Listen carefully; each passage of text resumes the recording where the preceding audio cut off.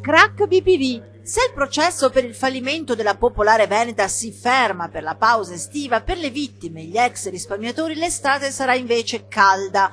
Entro fine luglio, infatti, dovrebbe essere pronto il decreto ministeriale che darà il via libera ai 180 giorni di tempo per presentare le richieste di rimborso in base a quella che sarà la documentazione prevista dalla Commissione. E già, gli ex risparmiatori sono in fibrillazione.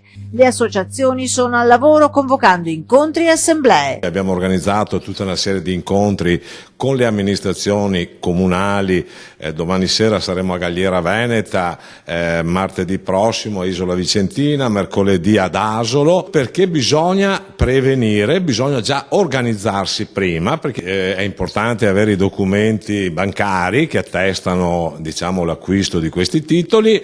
In questa direzione è già un mese che siamo con Banca Intesa, facciamo le domande, c'è la massima disponibilità della banca a dare i documenti. Richieste di rimborso che potranno essere presentate singolarmente o attraverso le associazioni dei consumatori o dei risparmiatori e non collegali, in quanto la legge ne farebbe espressamente divieto, mentre si ricorda che gli unici parametri per la scelta di quale percorso per il rimborso sono i 35.000 euro di reddito e i 100.000 euro di patrimonio. Gli altri dovranno subire un vaglio. Risparmiatori tutti rimborsabili, d'altronde nell'udienza di martedì scorso è emerso che il CDA non poteva non sapere, ma anche un altro importante aspetto. È emerso un ulteriore elemento con estrema chiarezza, e cioè il pagamento preferenziale nei confronti di alcuni soci delle loro azioni, e parliamo sempre dei soci più